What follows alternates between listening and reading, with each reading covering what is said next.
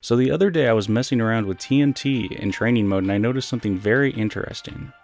I noticed that when I would place a grounded TNT, my first active frame, like normal, would be 25. I noticed that if I tapped down special, then tried to buffer a full hop off the switch, I would enter the air on frame 28, which made sense because the first active frame of 25 plus a 3-frame jump squat would mean that I would be in the air on frame 28. However, I also noticed that if I held down special and hold buffered that same full hop, I could jump cancel the first frame of redstone, completely bypassing the jump squat frames and immediately entering a full hop. After messing around a little bit more with this mechanic, I realized two things. The first was that if I was close enough to an opponent while passing over them to footstool, the game would automatically buffer it for me.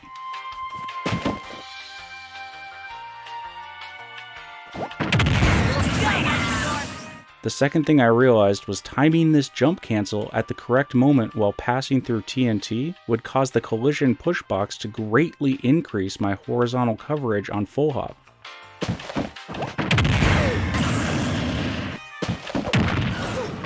It wasn't long before I found that anytime you jump cancel redstone, not only do you bypass jump squat frames, but you're also able to buffer a full hop aerial on the frame that you leave the ground. This allows Steve to hit shorter characters with the full hop damage of rising options like forward air and back air, and can even be used as a replacement for instant double jump nair to get you the height that you need to connect the fair spike near ledge.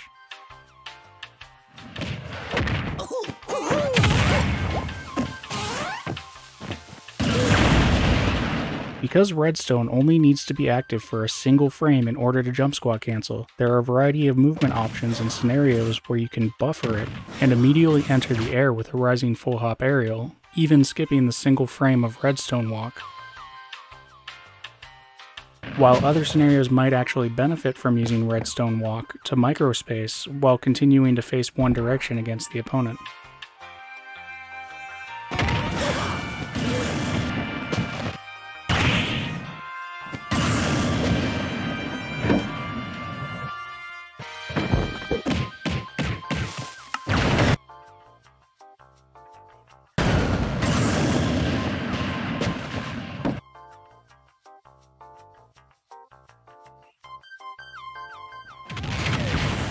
Redstone walking also removes character collision, which allows Steve to access a version of down air from inside a character model and lift them onto the anvil, taking full hop damage if you're centered below them. This tech will always kill a few percent earlier than the automatic footstool down air confirm because they'll be launched from a slightly higher position after being lifted.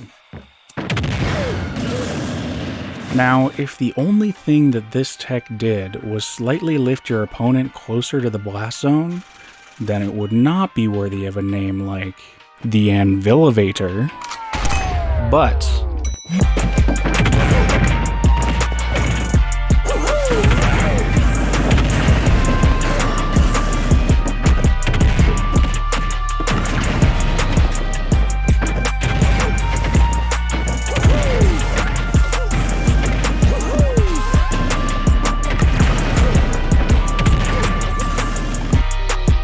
before we can get into the really advanced stuff, it's probably best that I take a moment to explain specifically how to do this input, because being consistently precise with it can be a little bit tricky.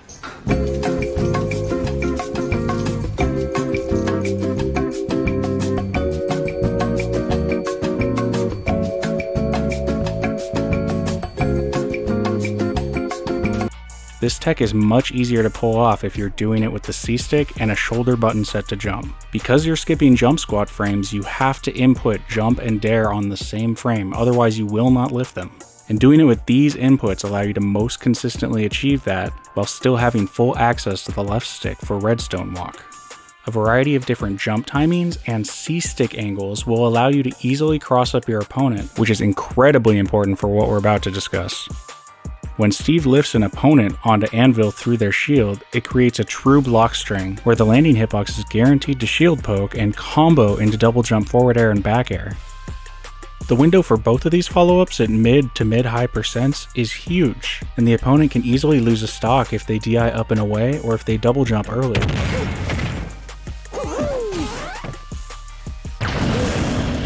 Things start getting really crazy when you consider how this down air works with TNT. In most cases, when Steve tries to detonate TNT switch with Anvil from above, the switch will spawn directly underneath the opponent, making it impossible. Anvilivator fixes all of this by lifting them away from the switch as it becomes active. As a frame advantage or coverage option, if you use this down air near TNT and trigger the switch, it will either shield break or kill as early as 45%.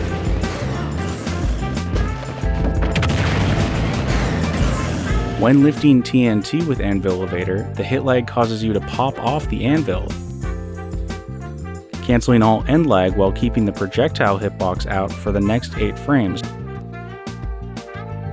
followed by the landing hit for 3 after that.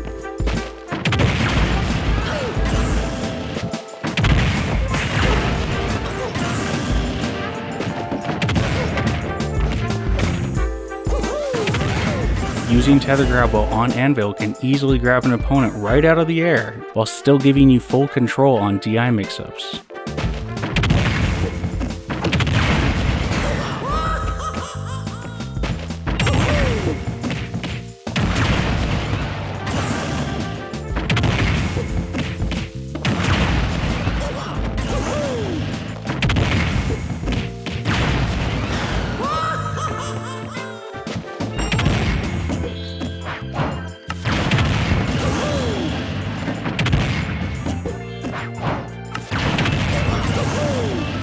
On top of all of this, redstone walking and its lack of collision allows for an even crazier exploit.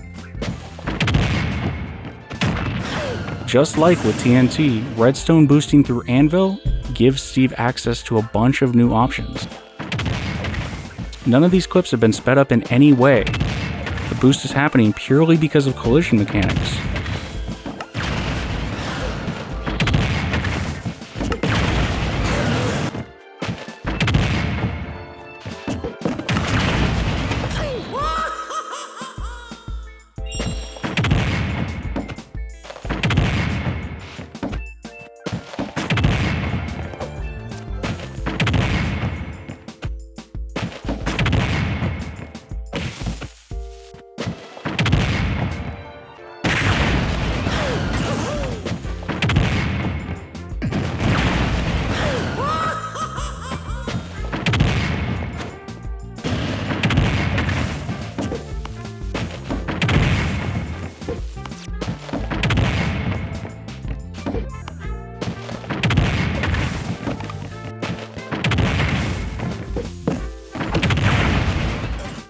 Alright, let's play devil's advocate for just one moment and see what the real cost of this option is.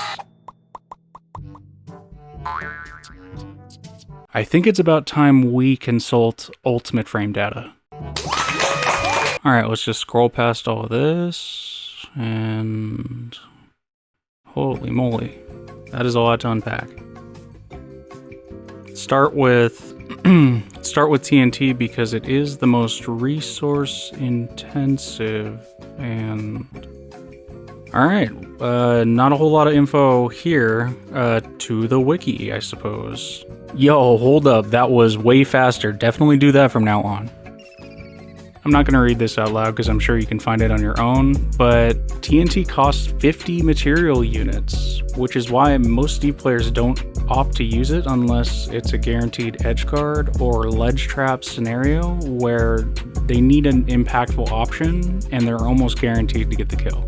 If you're on a stage where your main resource is iron and you're into stock 2 or 3 and you've burnt through a lot of your dirt and your wood,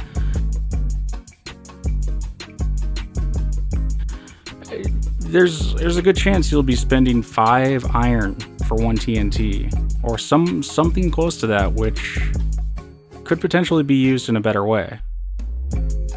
Using Anvilivator TNT cancel on a stage with platforms is an incredibly fast way to threaten the opponent with TNT while staying below it for confirms. One of the best options to throw out after performing this is up tilt or up air.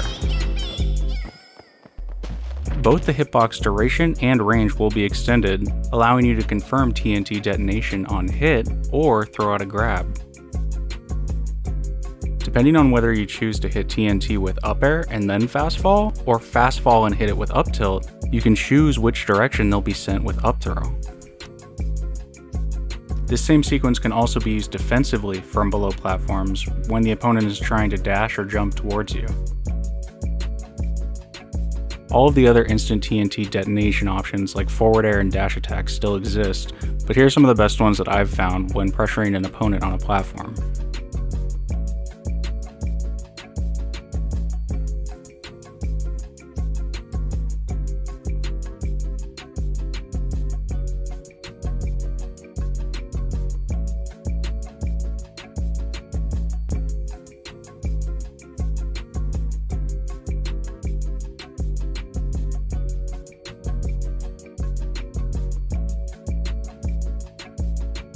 Steve can perform a variety of defensive block options much more consistently when jumping off of Anvil.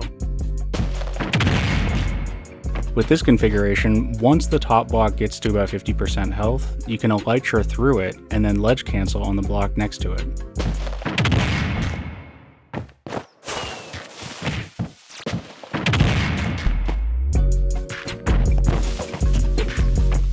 By drifting forward with your second block, you can even trap TNT inside your defensive wall.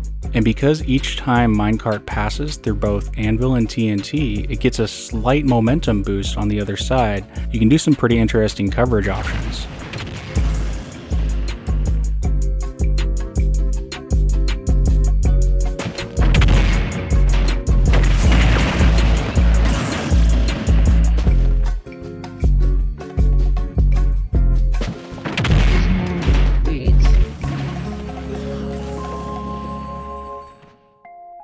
Steve has some of the weakest movement in the game, and a mechanic or tech that allows you to momentum or boost cancel or completely skip jump squat altogether really seems pretty important for Steve players to learn in the long term. Steve has the unique ability to transfer a lot of this boosted momentum during turnarounds, during phantom block reverses, and during situations I know I haven't even found yet.